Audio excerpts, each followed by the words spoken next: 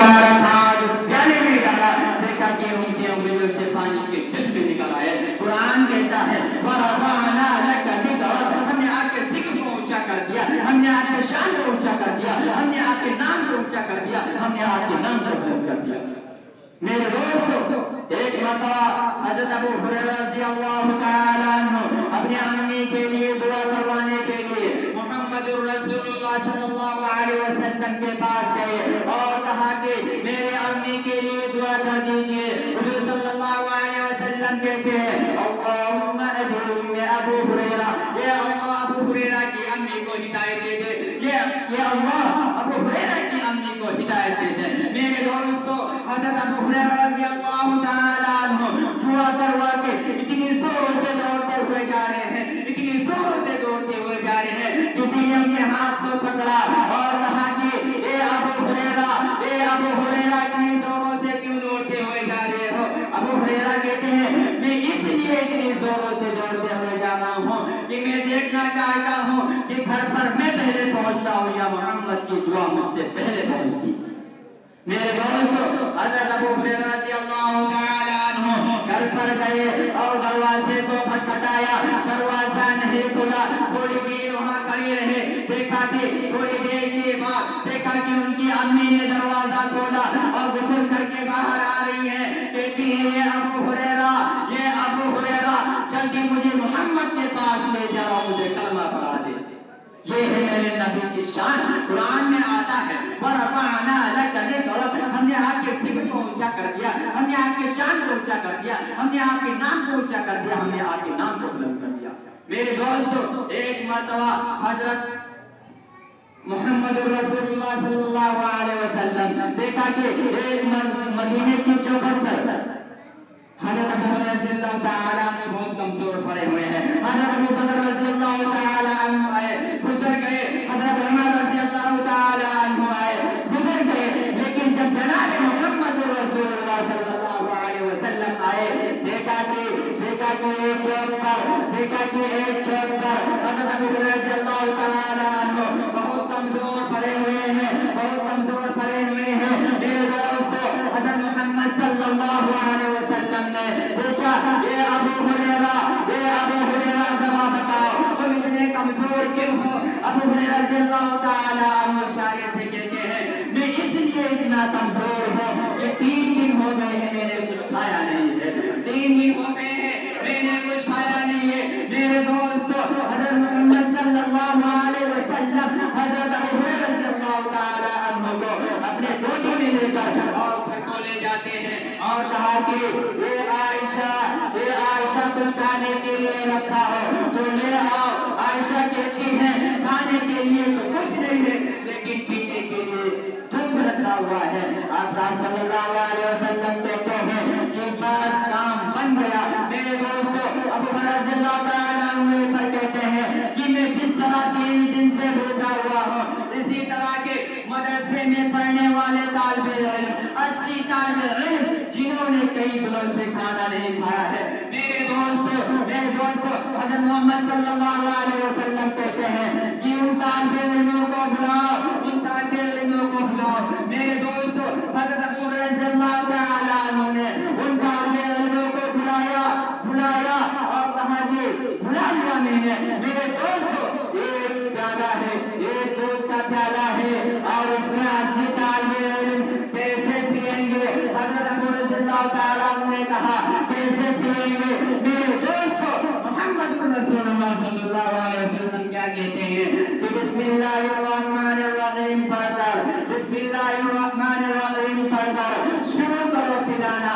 ابو ہریرہ رضی اللہ تعالیٰ عنہ 1 کو پلایا، 2 کو پلایا، 3 کو پلایا، 4 کو پلایا، 5 کو پلایا، اسی طرح کے سارے طالب علموں نے دودھ پی لیا اور دودھ کا ایک پیالہ ہے، دودھ بچ گیا۔ آپ صلی اللہ علیہ وسلم سے حضرت ابو ہریرہ رضی اللہ تعالیٰ عنہ کہتے ہیں کہ دودھ بچ گیا۔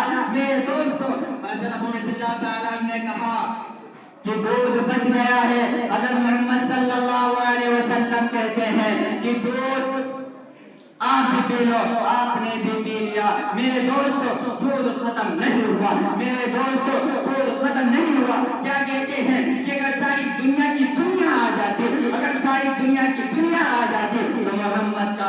ختم نہ ہوتا، میرے دوست محمد کا دور ختم نہیں ہوتا۔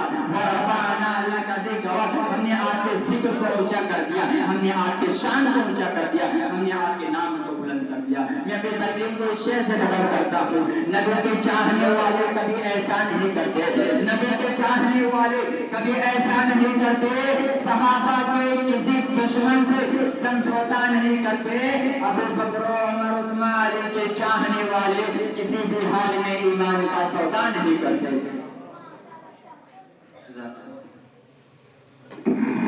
ماشاءاللہ بہت ہی اچھی تقریر، مختصر وقت میں کی اور گلوار نے انعام سے بھی نوازا۔ عزیزان گرامی، کچھ ہی دیر میں آپ تمام حضرات کے سامنے مبارک عمل تکمیل حفظ قرآن کریم کی ہونے والی۔ آپ تمام حضرات بڑے سعادت مند ہیں کہ اس پرنور مجلس میں اپنا قیمتی وقت نکال کر کے آئے۔ آج منگل کا دن ہے، لوگ اپنے اپنے کاموں میں لگے رہتے ہیں، ملازمت والے اپنے چلے جاتے ہیں، جو اسکول سے متعلق ہیں وہ اسکول چلے گئے، آفس والے آفس چلے گئے، دکان والے دکان چلے گئے، لیکن اپنے تمام مشاغل اور مصروفیتوں کو بالائے طاق رکھتے ہوئے اس مجلس کے اندر آپ آئے، ہماری ادنا سی دعوت پر لبیک کہا۔ ہم آپ تمامی حضرات کا تہہ دل سے استقبال کرتے ہیں اور ہم دل سے مشکور ہیں کہ آپ نے ہماری دعوت کو قبول کیا۔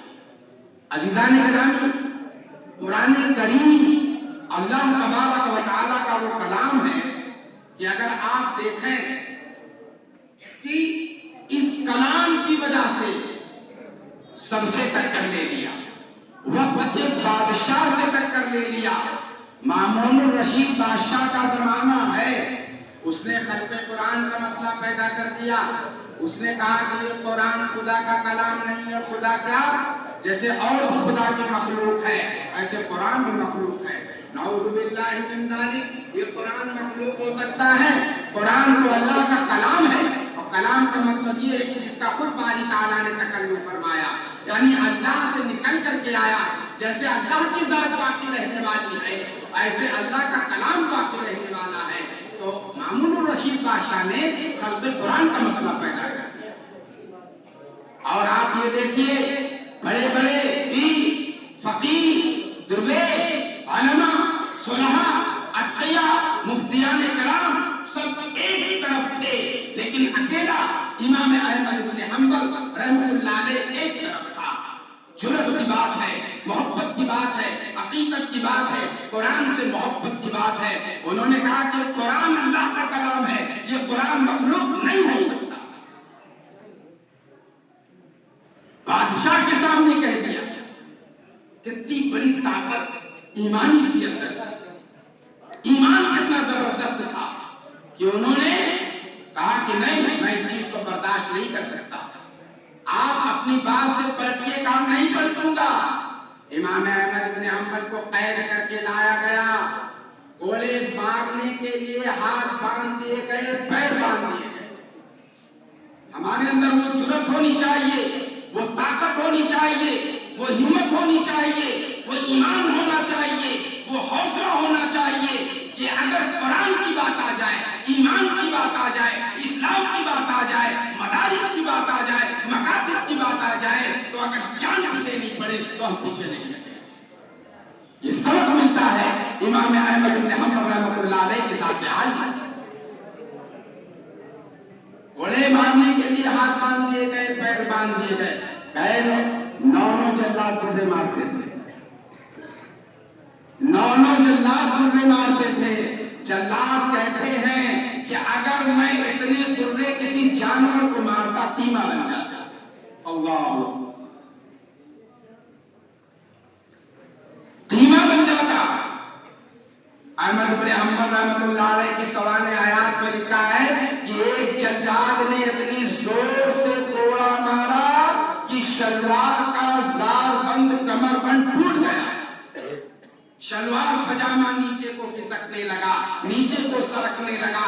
احمد بن حنبل نے آسمان کی طرف چہرہ اٹھایا اور کہا کہ اے میرے پروردگار، چوری میں نے نہیں کی، پوری پوری زندگی میں جھوٹ میں نے نہیں بولا، کبھی نافرمانی میں نے نہیں کی، والدین کی داشیاری میں میں آگے رہا۔ اے میرے مولا، اے میرے پروردگار، صرف تیرے قرآن کی وجہ سے مار کھا رہا ہوں، میں تجھے مانتا ہوں، تیرے سوا خیر کو نہیں مانتا، تو میرے پردے پر خیر کی نظر نہ پڑنے۔ لکھا ہے کہ وہیں سے ایک ہاتھ نمودار ہو گیا اور احمد ابن حنبل نے وہیں سے پکڑ کر کے گرا لگا۔ جو اللہ کا ہوتا ہے اللہ اس کا ہو جاتا ہے، وہیں سے پکڑ کر کے گرا لگا دی۔ احمد بن حنبل رحمۃ اللہ علیہ اتنی مار کھانے کے بعد مسجد میں جاتے ہیں، ظہر کی نماز پڑھتے ہیں، قریب ایک شخص کھڑا ہوتا ہے، غور کریں، قریب ایک شخص کھڑا ہوتا ہے، غور کریں سنیں کیا کہنا چاہتے ہیں۔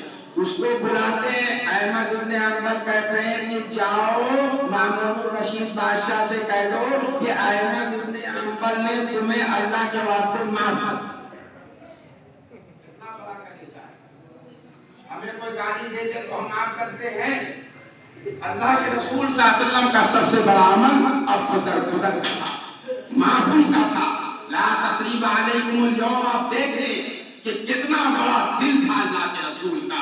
ہم اللہ کے رسول کے امتی ہیں اور ہمارا عمل کیا ایک گالی نہیں برداشت کر سکتے ہیں، ہمارا اخلاق ذرہ برابر میل نہیں کھاتا، اور شہدائی رسول کے دعوے دار ہیں، عشق رسول کے دعوے دار ہیں۔ آپ احمد بن حنبل رحمۃ اللہ علیہ کی زندگی سے سبق لیں۔